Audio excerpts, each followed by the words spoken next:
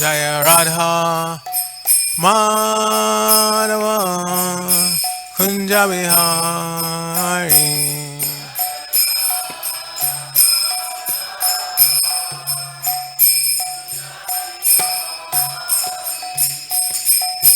Gopi Janavalava Girivaradari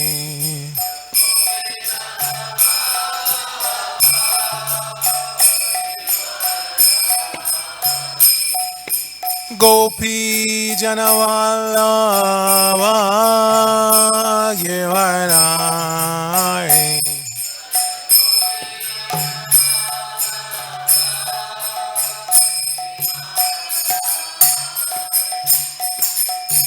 Yashodanandana Bhajajanaranjana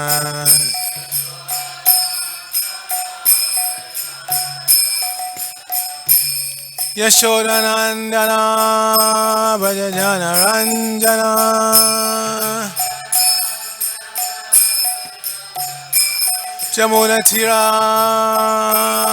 Vanachari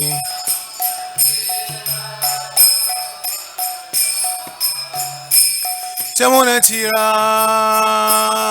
Vanachari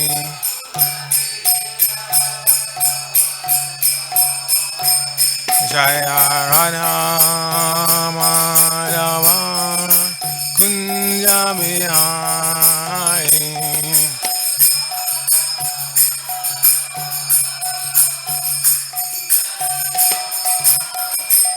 Jaya Radha Madhava Kunja Bihari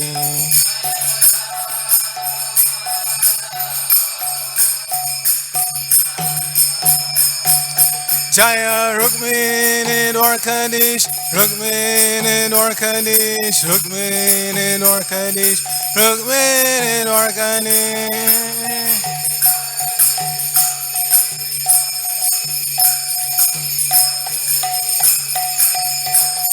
Jaya Jagannath Jaya Jagannath Jaya Baladev Jaya Subhadra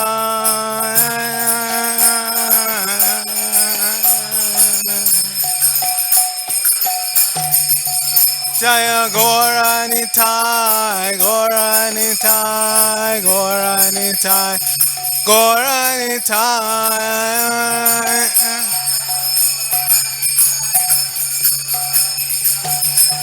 Nitai Gaur Haribol, Haribol, Haribol, Gaura Haribol.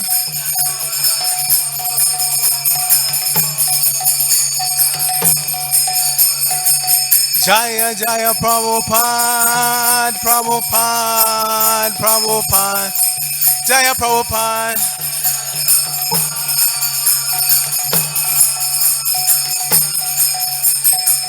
Jaya Jaya Prabhupada, Prabhupada, Prabhupada, Srila Prabhupada.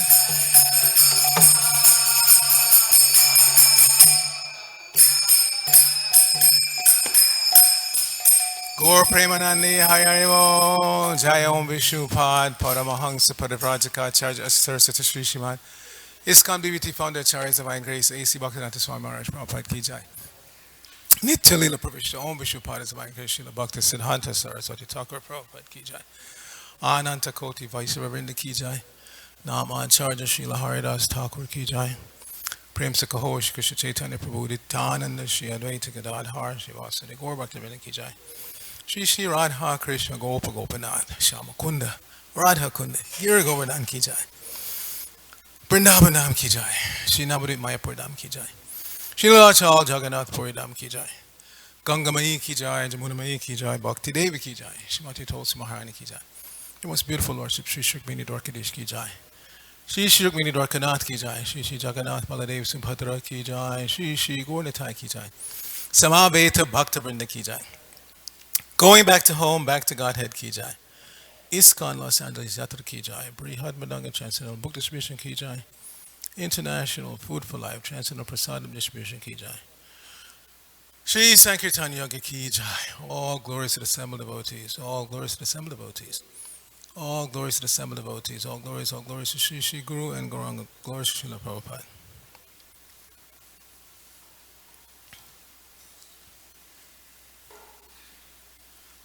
Narayanam Namaskritya Naram Chaiva Narottamam Deving Saraswatim Vyasam Tato Jayamatirayat. Before reciting the Srimad Bhagavatam, which is our very means of conquest, let us offer respectful obeisances unto the personality of God and Narayan, unto Narayan Rishi, the supermost human being, unto Mother Saraswati, the goddess of learning, unto Srila Vyasadeva, the author, and unto Srila Prabhupada, who is the translator, commentator, and our spiritual master. Nashta prayeshu bhadreshu nityam bhagavata sevaya bhagavatyuttama shloke bhaktir bhavati naistiki. By regularly attending the Srimad Bhagavatam class and by rendering service unto the pure devotee, all that is troublesome to the heart is almost completely destroyed, and loving devotional service unto the personality of God, whose worship with transcendental songs becomes established as an irrevocable fact. Om Namo Bhagavate Vasudevaya. Om Namo Bhagavate Vasudevaya. Om Namo Bhagavate Vasudevaya. So we're continuing our reading from the 8th chapter of the 10th canto of the Srimad Bhagavatam. Today's text should be 43. Yes. Itam vidita tattvayam gopikayam sa ishvaraha vaishnavim vyatanon mayam putra snehamayim vibhu itang vidita tattvayam gopikayam sa ishvaraha vaishnavim vyatanon mayam putra snehamayim vibhu itang vidita tattvayam gopikayam sa ishvaraha vaishnavim vyatanon mayam putra snehamayim vibhu itang vidita tattvayam gopikayam sa ishvaraha vaishnavim vyatanon mayam putra snehamayim vibhu. Please chant. Itang vidita tattvayam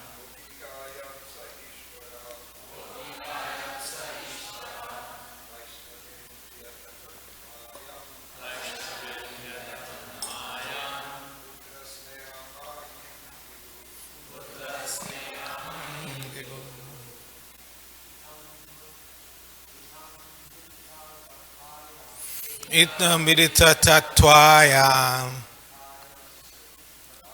gopikayam sa ishvaraha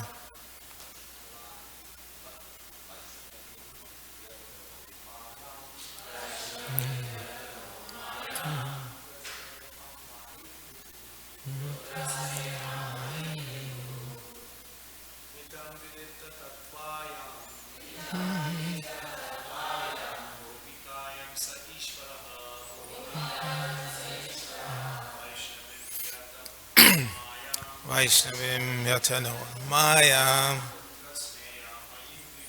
putra snehamayim vibhu.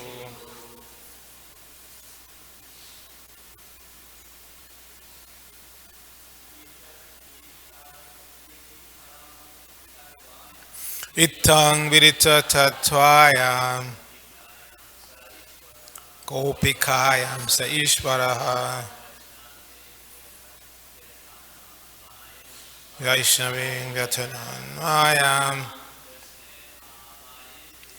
Putra Sneha Mayam Vibhu Vaishnavis Itang Vidita Tatvayam Gopikayam Sa Ishvaraha Vaishnavim Yatanan Mayam Putra Sneha Mayam Vibhu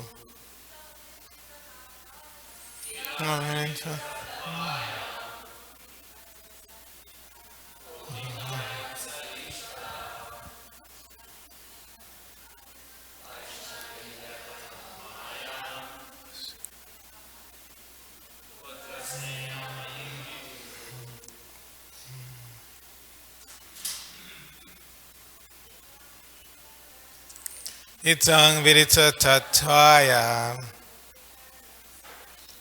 Gopikayam Sa Ishvaraha Vaishnavim Putra Sneha Mayam Vibhu. So, synonyms for this verse. In this way.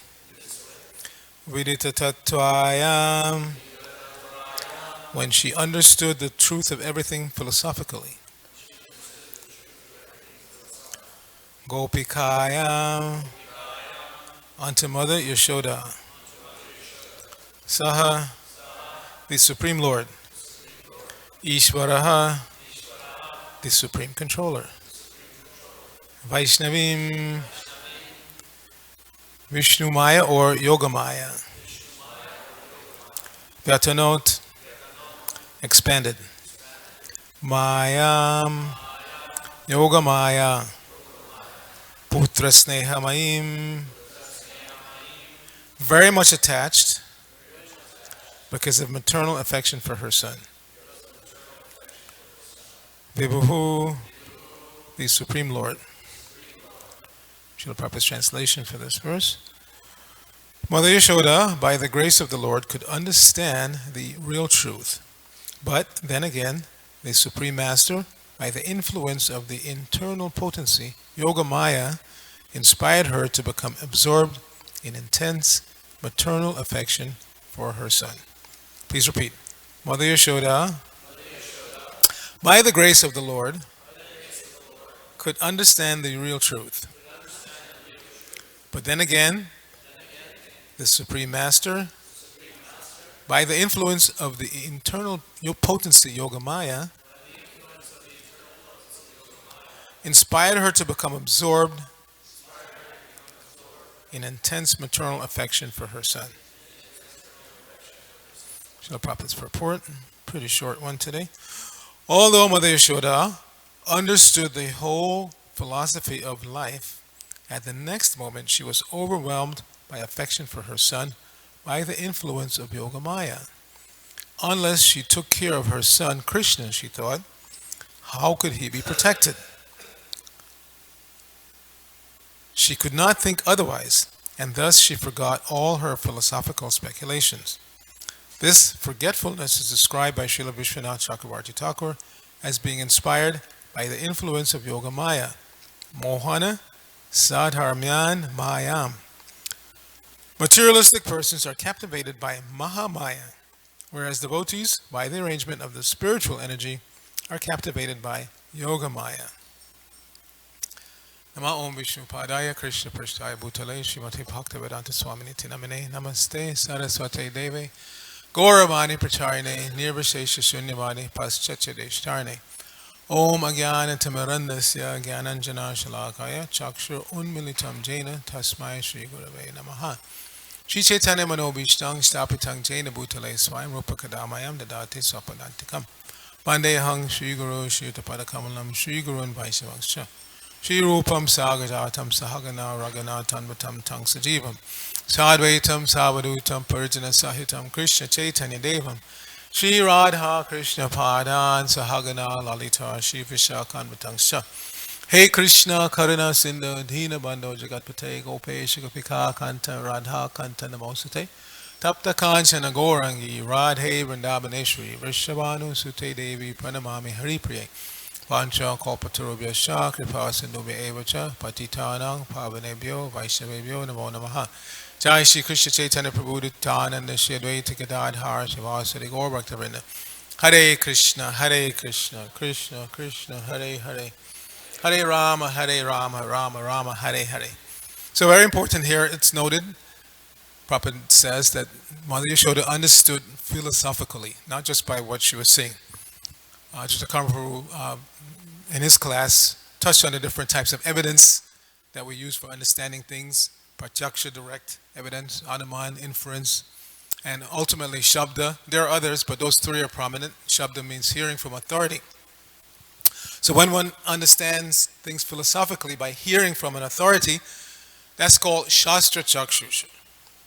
In the material world, we have science Chakshusha.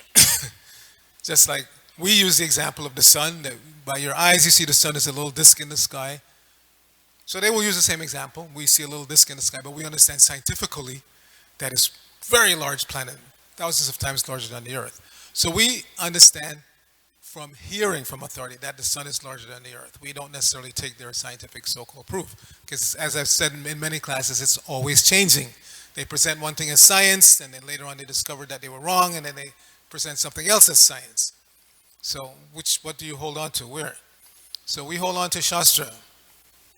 For example, again, in the scientific world, they will make fun of the religionists because you guys believe in miracles. God has done so many miracles. But they also use the term miracle if you read their literature. They call it evolutionary miracles. Miracles of evolution. Things they can't explain, they say miracles of evolution. For instance, in our own bodies, every day we ingest so many different types of foodstuffs, from pineapple to pumpkin to halava, and some or other, the right chemistry is there in the stomach to break that down into the nutrients that are then distributed throughout the body. So what came first? The halava, the pumpkin, or this chemistry to digest it? What came first? The chemistry came first and there was no halava, there was no pumpkin. What did it digest? Or the halava pumpkin came first and went in and nothing was there to digest it? You see? Some or other, by evolutionary miracle, everything works out nicely. Everything works out nicely by evolutionary miracles.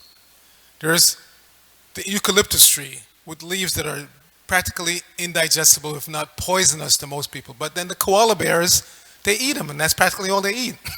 So what came first? The koala bear with the desire to eat the eucalyptus leaf, or the eucalyptus leaf? What came first? How did they work out this relationship? Evolutionary miracle.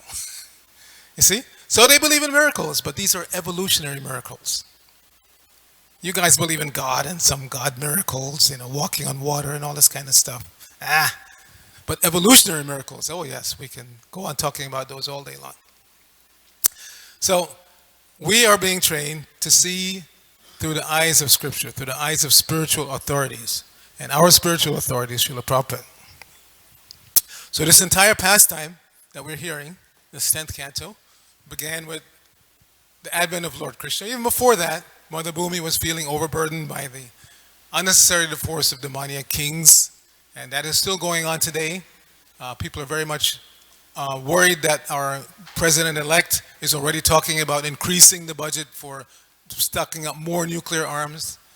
America has about 2,000 nuclear warheads already, and he's talking about increasing them, making our army more efficient and spending more money on defense like that. Unnecessary.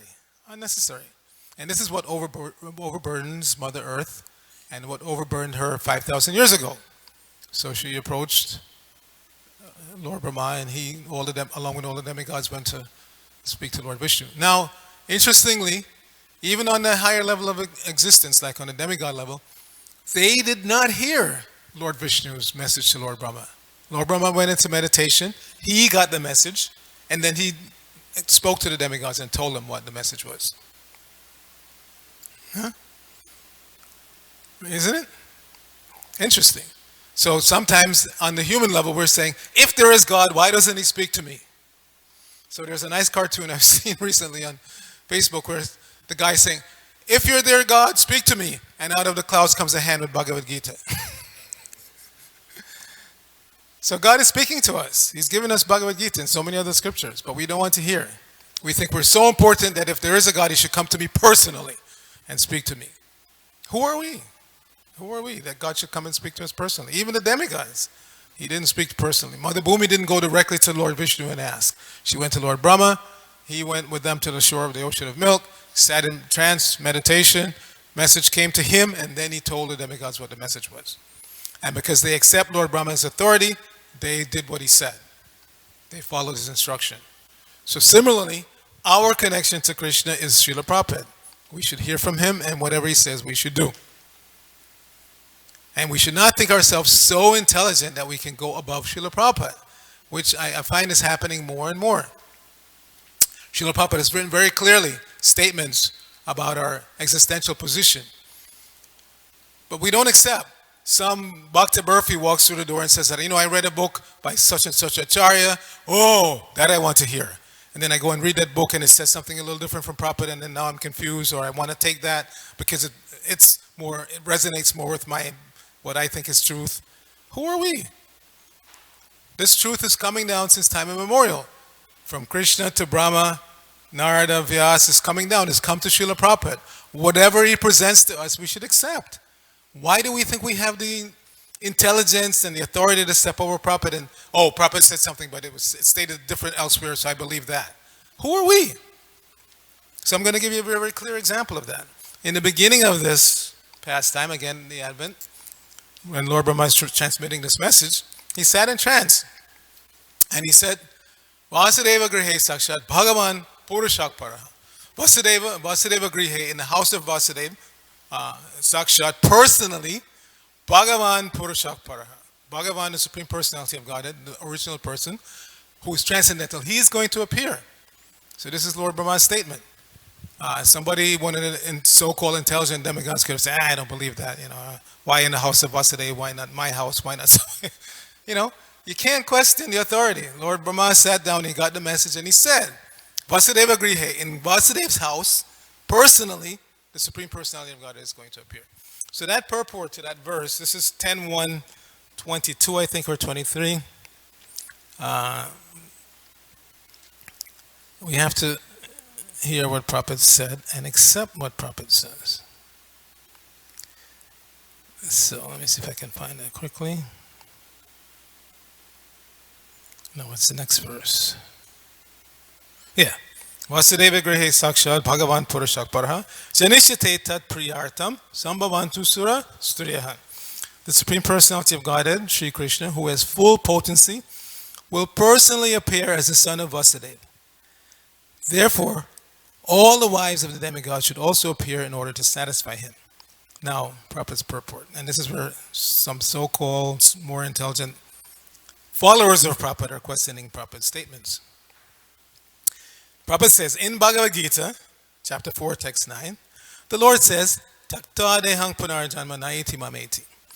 After giving up the material body, the devotee of the Lord returns home back to Godhead. Is there anything unclear about that? Returns home back to Godhead. This is Prabhupada's statement to us. No matter what anybody else says, we're supposed to be Prabhupada Anugas. We're following Srila Prabhupada. You can't take what you like from Prabhupada and discard what you don't like or what doesn't fit in what you heard from elsewhere. Then you're not a Prabhupada Anuga. Then you're being more intelligent than Prabhupada. Prabhupada said, Krishna didn't speak Bhagavad Gita and leave it for some so-called intelligent philosopher to give their opinion. He spoke it what he meant. As it is. We have to accept it as it is. We can't interpret and give our own version, or because I read some other Purana and what Krishna says in Bhagavad Gita doesn't fit in with that, therefore, I'm going to go with what's stated in the Purana. No. Krishna spoke Bhagavad Gita. He says, I am the Supreme Personality of Godhead. You are my eternal servant, Arjuna. This is how I want you to approach me. This is what you should do. Whatever Krishna says there, you have to accept. He's speaking. So similarly, when Prabhupada writes his books, whatever it says there, you have to accept. We don't have the authority or the right to say, I accept this line, but this doesn't fit in what I heard from some other so-called sadhu or some other Purana, therefore I don't accept that. No, we don't have that authority. And I'm really pushing this because we're all getting old. Prabhupada's disciples. And where we're gone, God help us. I don't know. So, Prabhupada continues. This means that the devotee is first transferred to the particular universe where the Lord is at that time staying to exhibit his pastimes. Got that? There are innumerable universes, and the Lord is appearing in one of these universes at every moment. Therefore, his pastimes are called Nitya Lila, eternal pastimes. The Lord's appearance as a child in the house of Devaki takes place continuously in one universe after another. Therefore, the devotee is first transferred to that particular universe where the pastimes of the Lord are current. Meaning us. We're being trained in Krishna consciousness. We're being trained to be devotees of the Lord. So the general principle is that after we leave our bodies in this life, we'll be transferred to a universe where Krishna's pastime is taking place, and we'll be further trained. As stated in the Bhagavad Gita, even if a devotee does not complete the course of devotional service, he enjoys the happiness of the heavenly planets where the most pious people dwell, and then takes birth in the house of a Shuchi or Shriman, a pious Brahmana or a wealthy Vaishya. Shuchinam Shrimatam Gehe Yoga Brashya Vijayate. So if we look around our society, we can see quite a few devotees, disciples of Prabhupada, took birth in very, very wealthy families. It's not by accident. They were practicing previously, didn't complete the course, had some strong material desires. So Krishna says, okay, you take birth in this family where you can have all your material desires satisfied, and see that that's not going to satisfy you ultimately, and then take the devotional service. Thus, a pure devotee, even if unable to execute devotional service completely, is transferred to the upper planetary system where pious people reside. From there, if his devotional service is complete, such a devotee is transferred to the place where the Lord's pastimes are going on. Herein it is said, Sambhavantu Sura Striyaha. Sura Stri, the women of the heavenly planets, were thus ordered to appear in the Yadu dynasty in Vrindavan to enrich the pastimes of Lord Krishna. These Sura Stri, when further trained to live with Krishna, would be transferred to the original Goloka Vrindavan. During Lord Krishna's pastimes within this world, the Sura Stri were to appear in different ways in different families to give pleasure to the Lord, just so that they would be fully trained before going to the eternal Goloka Vrindavan. With the association of Lord Krishna, either at Dwakarpuri, Mathurapuri, or Vrindavan, they would certainly return home back to Godhead. Among the Surastri, the women of the heavenly planets, there are many devotees, such as the mother of the Upendra incarnation of Krishna. It was such devoted women who were called for in this connection. So Prabhupada has made it exceedingly clear. We are supposed to follow this path to qualify ourselves to go back to home, back to Godhead. And people will trot out all kinds of statements they find elsewhere to try to confuse you. But we are meant, again, to take this philosophy to see the world through the vision that Prabhupada is handing us. We don't have the authority or the intelligence to go beyond Srila Prabhupada. If you do, God bless you. I don't. So whatever Prabhupada says, this is what I'm holding on to. And we're meant to do that. Prabhupada stressed that. Krishna did not leave anything for somebody to give their opinion. So similarly, Srila Prabhupada did not leave anything for us to give our opinion. You take his opinion. And if you don't like it, then you have to attach yourself to some other line where the opinion matches your viewpoint. But you can't say you're in Prabhupada's line, you're a follower of Prabhupada or Prabhupada's disciple, but you're finding some other conclusion. That does not sit with Prabhupada's own vision. Prabhupada said, Krishna dictated these books to me. I didn't write them. That's why I like to read them, Prabhupada said. So we're going against Krishna's dictation. This is what Krishna wants us to hear and what he wants us to follow.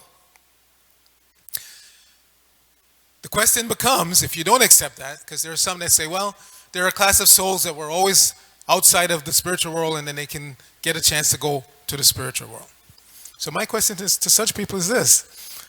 Then you're saying that Nitya Siddha doesn't have any meaning then.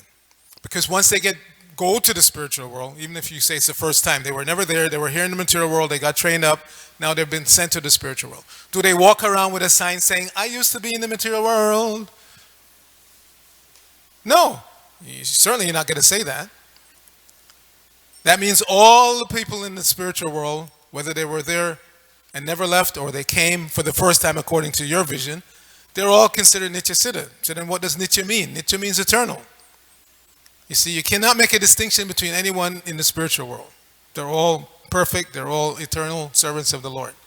So if you're saying that some souls start out in the material side of the equation and then they get sent to the spiritual world for the first time, are they eternally seen that way? That they were never there in the first place and now they're here and for the rest of eternity? No, it doesn't make any sense. Prabhupada's presentation is that we were with Krishna, we were in past times in the spiritual world, we voluntarily left, and now we're getting a chance to go back to home, back to God. That is a presentation of Srila Prabhupada. If it doesn't make sense to you, if something else makes more sense, then go where that is being presented. That's not what Prabhupada is presenting. Prabhupada is presenting going back to home, back to Godhead. Go out and preach and give people an opportunity to go back to home, back to Godhead. Not to go to Godhead for the first time. Go back to home, back to Godhead. So, Mother Yashoda is setting the example. She's seeing philosophically, not just relying on her senses. And we're being trained to do the same. To see philosophically, see the world through the eyes of Shastra. Shastra Chakshusha. And that vision is delivered to us by Srila Prabhupada. It is honed by Srila Prabhupada if we read his books, read his purports. Our intelligence becomes sharpened by hearing from Srila Prabhupada. And we shouldn't have any doubt. If we have any doubts in Srila Prabhupada, then again, something is wrong with us, not with Srila Prabhupada. Srila Prabhupada is perfect, pure devotee of the Lord, sent just the more Senapati Bhakta, the perfect person to lead the other aspiring bhaktas and bhaktians back to home, back to Godhead. And we should hold on to his dhoti tightly, and he'll take us back to home, back to Godhead. We'll stop here. If there are any questions, comments? Yes, Neela Madhava Prabhu.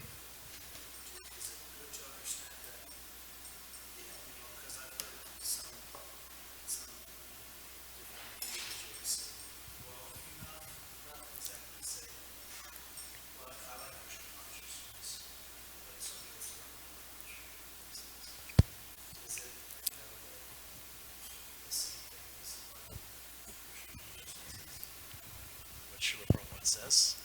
And if you don't like what Srila Prabhupada says, then you're not in Krishna Well, consciousness. we all have free will. So you're at liberty. Even when Lord Chaitanya was on this planet, not everybody was in Lord Chaitanya's camp. There were other so-called Vaishnavas, devotees that were in other camps. You always have that freedom. So similarly, if somebody is on this planet right now and they're attracted to Krishna consciousness, the chanting of Hare Krishna, but they don't like the Srila Prabhupada branch of the tree, they can find some other branch. You're at liberty to do that. We don't go out there and tell everybody, you must come to ISKCON, you must. No, you want to go to some other organization and follow some other whatever. But what I'm adamantly against is people who say they're in ISKCON, that they are followers of Prabhupada, but they're presenting always some other philosophy from somewhere else. That is not allowed. That is cheating. That is cheating. Then you're not representing Prabhupada. You're not being honest. It's just like when Prabhupada was in Hawaii that time, there was a big fight between the management of the temple and some other devotees who didn't like the managers, so they went outside. So when Prabhupada came, he was trying to resolve the situation, so he called them all together in his room, Hawaii.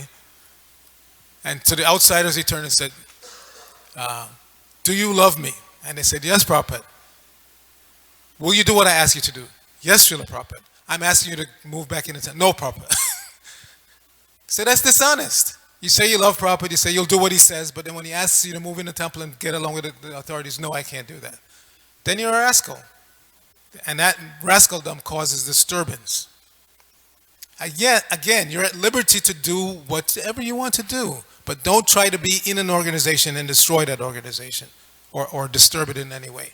If it doesn't match your outlook, then find some other place where your outlook is matched. That's okay. That's acceptable. That's being a gentleman or a lady, being honest. But it's dishonest to stay in an organization that you don't agree with and try to change it to your way of seeing things.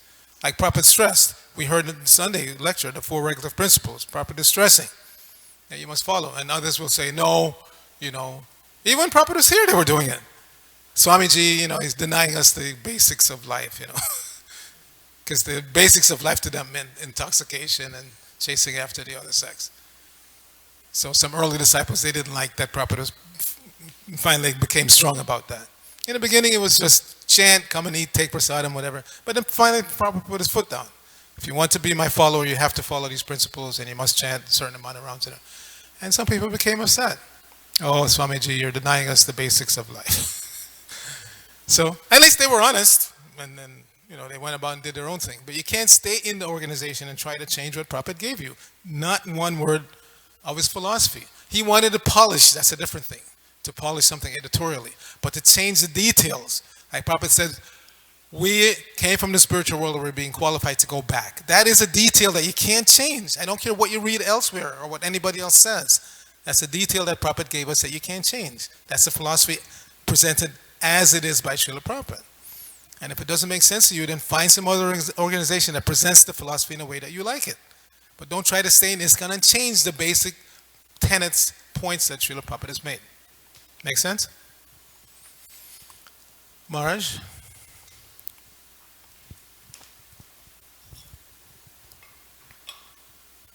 Thank you for a very illuminating class. Hare Krishna.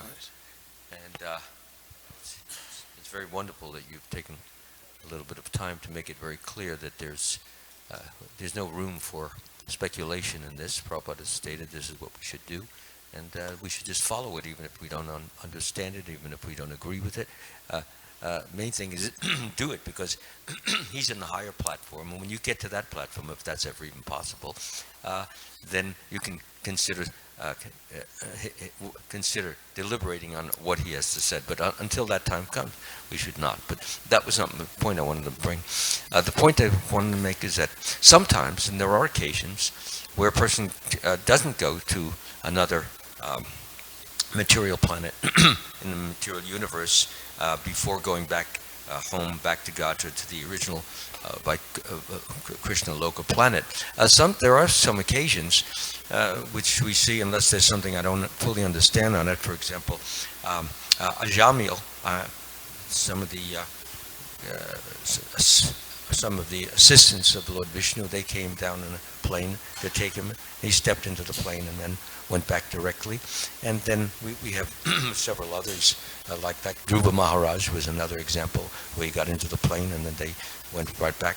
And there are a few others, but in general, what you've said should be not only understood but should be accepted as the main. We all need to be prepared.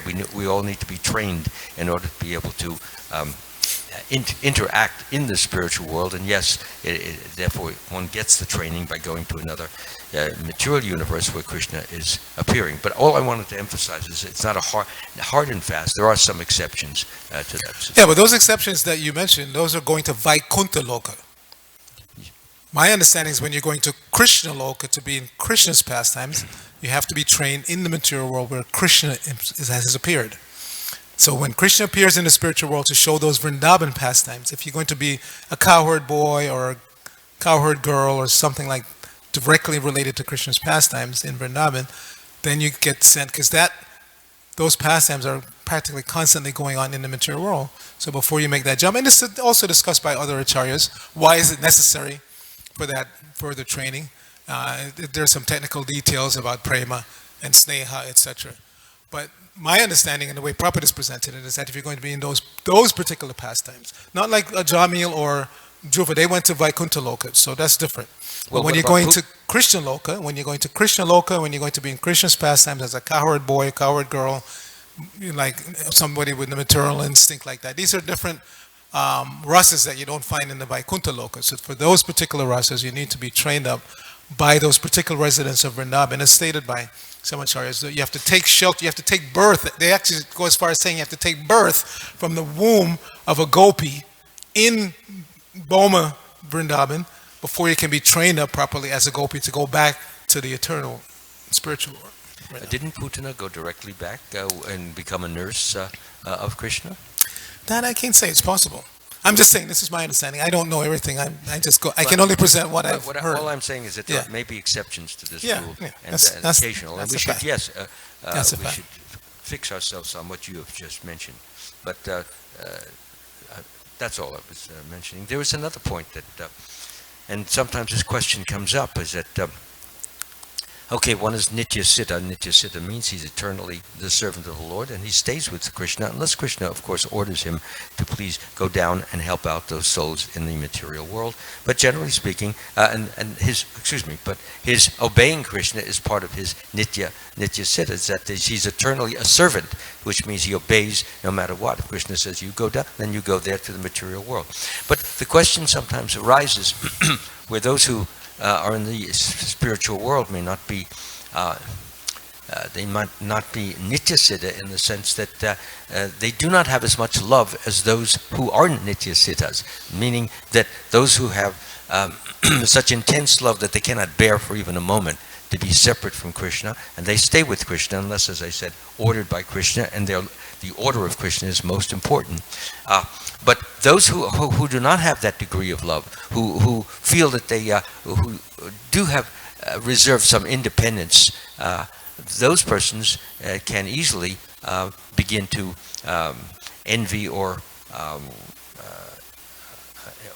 desire to want to be like a Krishna, and because of that independence of mind, they therefore lose their qualification to stay in the spiritual world. And of course, Krishna allows them to experience the position of being a lord and send them back to the material world. So my main point that I was trying to bring is everyone is not the same in the spiritual world. There are different degrees of love. All may love Krishna, but not necessarily on the same to the same intensity. For example, it is mentioned that Srimati Radharani is she loves Krishna the most intensely. And then there are her assistants and associates who also love Krishna very intensely. Point is that if we don't cultivate this very intense love, whereby we cannot even stand for a moment to be without Krishna, it is very possible that the independence is still there. We may decide that, I wonder what it feels like to be a lord. I wonder what it feels like to be a master and to be looked up to and to be revered and honored and so forth. So it would seem that would happen more in the Vaikuntha planet than in the Goloka planet. Okay, Morris, thank you. Brigapati Prabhu, and then we'll end there. Yeah, thank you, Boo, for addressing a very important issue. Okay, so to be a follower of Prabhupada means you accept what Prabhupada says and you're prepared to do what Prabhupada instructs us to do. So how do we deal with this? How do we deal with a situation where we can understand that we're seeing how here's an instruction from Prabhupada and it's not being followed. And it's not being followed by people who are definitely in good standing, we have tremendous respect for. And it's just, I'll give you a couple examples. And I'm just giving these examples, not because I think they're particularly important, but just because they just come to mind. I mean, one of them, like for instance, about a month ago, there was a Sunday feast lecture, a Sunday Prabhupada lecture, where Prabhupada said in that lecture about 2 or 3 times, those who keep long hair is practically, I don't remember if he used these words, but if you keep hair, everybody has to be shaved up on the bright moon fortnight, at least once a month. Everybody has to become clean shaven, and just a little, there's different clear statements from Prabhupada that if you're keeping hair, practically not even his disciples, he went as far as to say that, on a couple of occasions. So once again, not that I think this is particularly important, that just came to mind. There's another one where there's a letter about don't keep boga and prasadam in the same refrigerator. And if I were to do some research on it, which don't intend to do, I probably could come up with a long list of different instructions which many devotees, myself included, aren't following. So, as you made the point, being a follower of Prabhupada means you accept what he says and you follow the instructions. So how do we deal with this? Could you give us some guidelines? What's the balance? Should we just always turn the other, not turn the other cheek, but turn a blind eye with everybody and just go, well, or whatever, Or should these things be addressed? Should they be brought to that, people's attention? Should they come up in an istagosti? Because, that's what being a follower of Prabhupada is, to not just accept what he says, but to follow the instructions. So how do we deal with the situations where we can see the instructions aren't being followed properly? Therefore, there's an authority structure, and Prabhupada stressed that himself even while he was here. That there's a temple president. Every temple has an authority structure. I want you to go through that first. Don't come to me directly for everything. So take it up with the temple president. Obviously, Prabhupada made a lot of statements Some of them were directly aimed at particular individuals in particular time, place, circumstance. And Prabhupada actually said at one place that he didn't want his letters, for instance, to individuals to be broadcast to everybody because they may be misunderstood. Now, after Prabhupada left, some genius got the idea to put it all together in a book and distribute it to everybody because they were afraid that, which is all right, I'm not knocking it. But Prabhupada himself said he didn't want, if I write a letter to Kriya Shakti, for instance, I don't necessarily want it spread to everybody. That was between me and Kriya Shakti. That was Prabhupada's desire. He actually stated once, he didn't want his letters broadcast to everybody. So some statements that we may have found in letters or this and that may not have been meant for everybody. But there's also a hierarchy of importance. Prabhupada himself said, just because I say one thing is important doesn't mean that other things are not important, but still, this is more important. So, who knows, if it had been brought to Prabhupada, that somebody's practicing very nicely, but they're not following this particular whatever, how would he react? Would he get mad about it? I'd like to stop here if you don't mind, because it's going on. But that's basically my understanding, that there's a hierarchy of importance. Prabhupada may, for instance, I'll give you a very concrete example. Prabhupada was very proud when he would travel, he would say, my disciples don't take any form of intoxication, not even coffee or tea. But once he was in Canada, and an elderly Indian gentleman came to him and said, I'd like to become your disciple. So Prabhupada said, you know the principles and all that. Yes, no problem. He said, but there is one thing that I have to ask. And Prabhupada said, yes. He said, I've been addicted to drinking coffee my whole life. I can't stop. So Prabhupada said, for you, I make an exception. You see? So we can't always think that we know how Prabhupada would react. He was very proud to tell everybody that his disciples didn't drink even coffee or tea. But for this gentleman, okay, I make an exception for you. So I don't want to say that Prabhupada would get heavy with this person because they have hair or whatever. Maybe he'd be so satisfied with whatever else they're doing that he would overlook it. It's not up to me to say that. But in general, on those kind of finer points, example is better than precept. So if I'm thinking that shaving up is very important, then I better be shaved up. And don't flip-flop. We have so many flip-floppers in our society, unfortunately. Like, I don't want to name any names, but there was one person that used to be here in this temple who would say, you're in Maya if you don't go out in full Vaishnava dress to distribute Prabhupada's books. We are Vaishnavas. We should show the public we're Vaishnavas. You must go out wearing Vaishnava gear. And that same person later on now flop that karmic clothes is, the way. Otherwise people won't join and that and that. So that kind of flip-flopping we don't want. If you think that shaving up is important, then you shave up. If you think that always being in Vaishnava dress is important, then you should always wear Vaishnava dress. But don't go out strongly preaching like that and then 2 years later you're wearing just the opposite So example is better than precept. If you think that is so important to do such and such, then the best way to get your point across is to do it yourself. Okay, Granth Srimad Bhagavatam ki jai. Srila Prabhupada ki jai. Gaur Bhakta Vrinda ki jai.